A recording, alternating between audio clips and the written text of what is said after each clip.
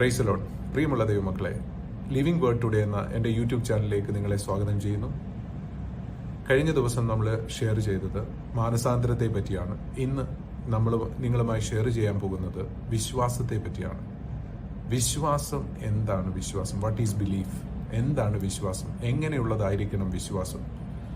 വിശ്വാസത്തിൽ നമുക്ക് എന്തൊക്കെ പ്രശ്നങ്ങൾ നേരിടാം എന്നതിനെ പറ്റിയാണ് ഷെയർ ചെയ്യുന്നത്. അതിലാദ്യമായിട്ട് വാട്ട് ഈസ് ബിലീഫ്, എന്താണ് വിശ്വാസം?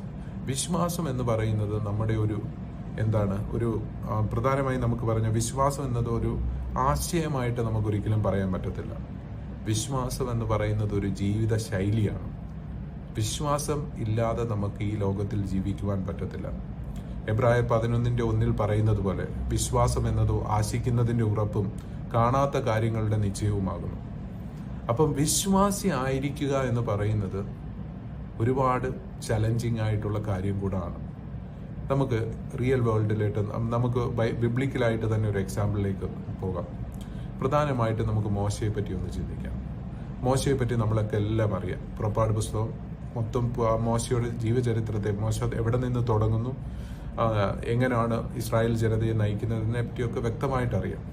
അപ്പം മോശയുടെ ഒരു ജീവിതം, ഒരു 40 വയസ്സ് വരെയുള്ള ഒരു കാലഘട്ടം നോക്കുകയാണെങ്കിൽ, മിസ്രൈമ രാജ്യത്തിലെ രാജാവിന് കീഴിൽ ഫറവോന്റെ പുത്രിയുടെ മകനായിട്ട് ജീവിച്ചിരുന്ന ഒരാളാണ് മോശ. അപ്പം വെൽത്ത്, പ്രോസ്പെറിറ്റി ഇതെല്ലാം നല്ലതുപോലെ ഉള്ള ഒരു സമയത്താണ് മോശ ഇസ്രായേൽ രാജ്യത്തിൽ ഉണ്ടായിരുന്നത്.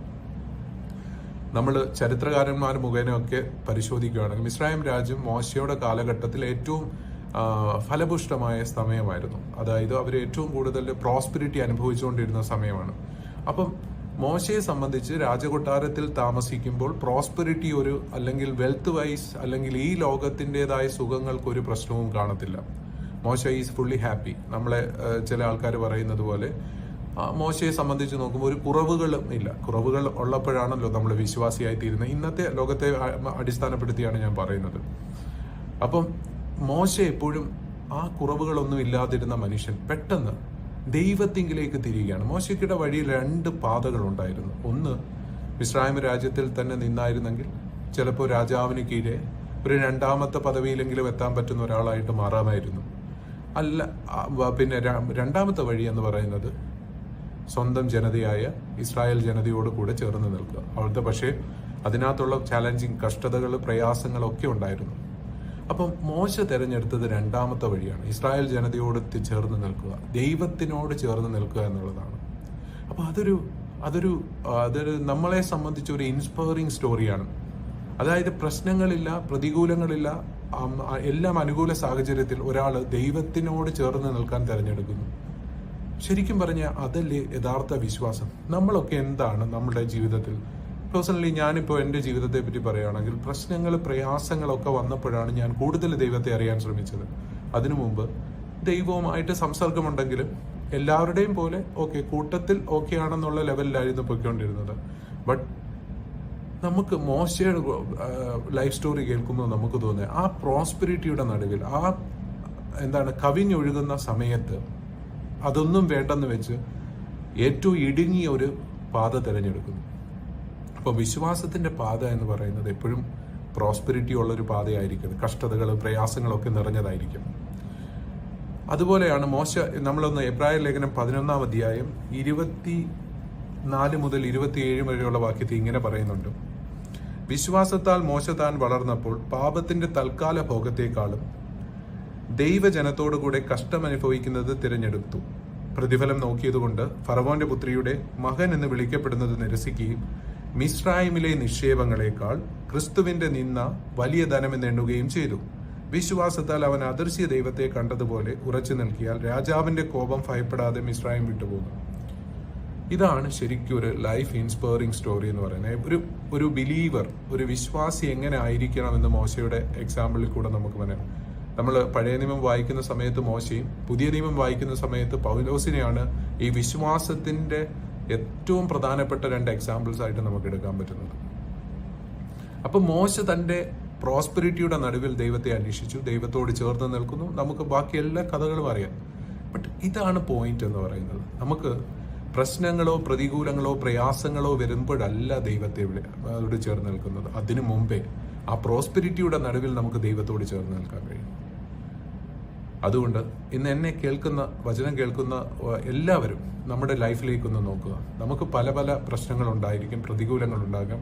നമ്മുടെ കർത്താവ് ഈ പ്രശ്നങ്ങളെക്കാളും ഒക്കെ ഉയർന്നവനാണ്. ലോകത്തിലെ പല ധനികന്മാരുണ്ടായിരുന്നു. ആ ധനികന്മാരുടെ ഒക്കെ അവസാനം നിങ്ങളൊന്ന് നോക്കണം. ഇറ്റ്സ് ഫുൾ ഓഫ് മിസറി, അല്ലെങ്കിൽ കഷ്ടത, പ്രയാസം, അല്ലെങ്കിൽ എന്തെങ്കിലുമൊക്കെ പ്രതികൂല സാഹചര്യങ്ങളിലൂടെയായിരുന്നു. അതുകൊണ്ട് നമ്മൾ ദൈവത്തിൽ വിശ്വസിക്കുകയാണെങ്കിൽ ദൈവം നമുക്കായിട്ട്, നമ്മൾ കഴിഞ്ഞ വീഡിയോസിലൊക്കെ ഞാൻ പറഞ്ഞതുപോലെ, നമുക്ക് ഈ ലോക ജീവിതം എന്ന് പറയുന്നത് ഒരു ടെമ്പററി പ്ലേസ് ആണ്. നമുക്കായിട്ടൊരു നിത്യഭവനം സ്വർഗത്തിലുണ്ട്. ആ നിത്യഭവനത്തിൽ എത്തിച്ചേരുവാൻ നമ്മളെല്ലായ്പ്പോഴും കർത്താവിനോട് ചേർന്ന് നിൽക്കണം. കർത്താവാണ് നമ്മളെ ആ നിത്യഭവനത്തിൽ എത്തിക്കുന്നത്. ഞാൻ ഒരു സ്റ്റോറി കേട്ടത് ഞാൻ നിങ്ങളുമായിട്ട് ഷെയർ ചെയ്യാം. ഞാൻ പണ്ടൊരു ബുക്കിൽ വായിച്ചതാണ്. അതായത് ഒരു സൈക്കിൾ യജ്ഞക്കാരൻ, സൈക്കിൾ സർക്കസൊക്കെ ചെയ്യുന്ന ഒരു മനുഷ്യൻ എല്ലാ ദിവസവും വലിയൊരു നദിയുടെ കുറുകെ കെട്ടിയിരിക്കുന്ന കയറിൽ കൂടെ ആ സൈക്കിൾ ഓടിച്ചുകൊണ്ട് പോവുകയായിരുന്നു.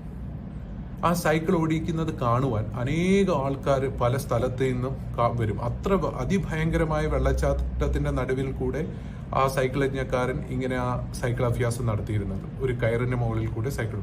ദിവസവും അദ്ദേഹം പല രീതിയിലാണ് ഇത് ചെയ്തിരുന്നത്. ഒരു ദിവസം അദ്ദേഹം വലിയ ഭാരമുള്ള 2 കെട്ടുകളൊക്കെ കെട്ടിവിട്ടിട്ടാണ് ആ സൈക്കിൾ നടത്തുന്നത്. അത് ഒരുപാട് കാണാൻ ആൾക്കാർ കൂടെയും. അയാൾ ഇങ്ങനെ സൈക്കിൾ ഓടിച്ചുകൊണ്ടിരിക്കുന്ന കൂട്ടത്തിൽ എല്ലാവരോടും വിളിച്ചു പറഞ്ഞു, അടുത്ത പ്രാവശ്യം ഞാൻ ചെയ്യാൻ പോകുന്ന ഒരു മനുഷ്യനെ വെച്ചിട്ടായിരിക്കും ഞാനിത് ചവിട്ടാൻ പോകുന്നതെന്ന് പറഞ്ഞു. അവിടെ നിന്ന് ആൾക്കാരെല്ലാം വലിയ കയ്യടിയായി, വലിയ അനുമോദനങ്ങളായി, എല്ലാമായി. അപ്പോൾ അതിന്റെ മുൻപിൽ നിന്ന് ഒരാളെ ചൂണ്ടിക്കൊണ്ട് അയാൾ പറഞ്ഞു, ഞാൻ നിന്നെ വെച്ചുകൊണ്ടാണ് ഇനി അടുത്തത് ഞാൻ സൈക്കിൾ ചവിട്ടാൻ പോകുന്നതെന്ന് പറഞ്ഞു. ഇത് കേട്ട ആ മനുഷ്യന്റെ മുഖത്ത് അതുവരെ ഉണ്ടായിരുന്ന സന്തോഷം പോയി കിട്ടി.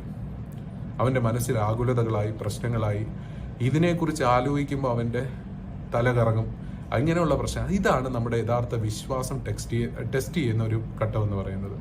നമുക്ക് പ്രയാസങ്ങളോ ബുദ്ധിമുട്ടുകളോ ഒന്നുമില്ലെങ്കിൽ, we are in a comfortable position ആണെങ്കിൽ നമ്മുടെ വിശ്വാസത്തെ പറ്റി നമുക്ക് ഒരുപാട് കാര്യങ്ങൾ പറയാൻ പറ്റും. വിശ്വാസം നല്ലതാണ്, വിശ്വാസം മിറാക്കിൾ ചെയ്യുന്നതാണ് എന്ന്. പക്ഷെ നമ്മുടെ പ്രതികൂല സാഹചര്യങ്ങളിൽ, നമ്മുടെ കഷ്ടതകളുടെ നടുവിൽ, നമ്മൾ പ്രതികൂല സാഹചര്യങ്ങളുടെ നടുവിൽ നിന്ന് ദൈവത്തോട് വിശ്വാസത്തോടെ പറ്റിച്ചേർന്ന് നിൽക്കുക, അതാണ് യഥാർത്ഥ വിശ്വാസം. അതിപ്പം ആ സൈക്കിൾ യജ്ഞക്കാരൻ ആ മനുഷ്യന് കൊടുത്തൊരു ടെസ്റ്റ് പോലെ നമുക്കും പല പല ടെസ്റ്റുകളൊക്കെ അനുഭവപ്പെടുന്ന സമയമാണ്. നമ്മുടെ ജീവിത സാഹചര്യങ്ങളിൽ പല പരീക്ഷണങ്ങളൊക്കെ നേരിടുന്ന സമയത്ത് അപ്പോഴും നമുക്ക് ഒരു കാര്യത്തിൽ ഉറപ്പ് വേണം, നമ്മൾ ക്രിസ്ത്യാനിയായി ജീവിച്ചിട്ടുണ്ട്.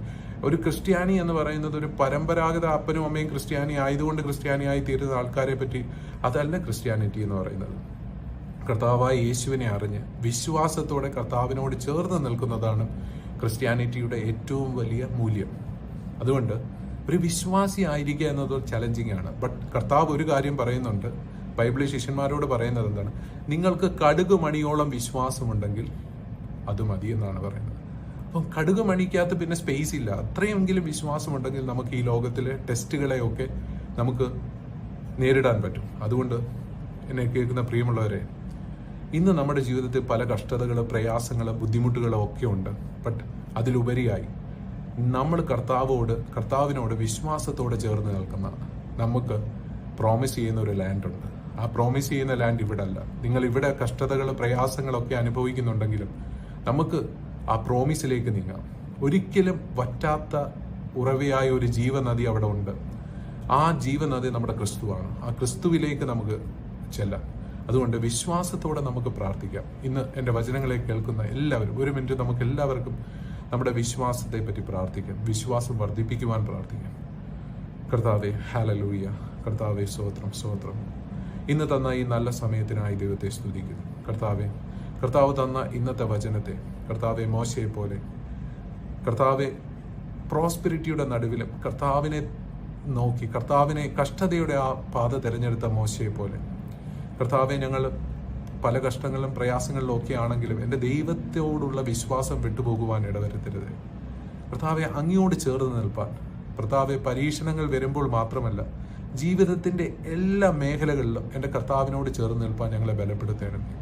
ഇത്രത്തോളം ജയം തന്ന ദൈവത്തിനെ ഞങ്ങൾ സ്നേഹിക്കുന്നു കർത്താവ്. ഇത്രത്തോളം നടത്തുന്ന എൻ്റെ കർത്താവിനെ സ്നേഹിക്കുന്നു. പരിശുദ്ധാത്മാവേ, ഞങ്ങളെ വഴി നടത്തേണമേ.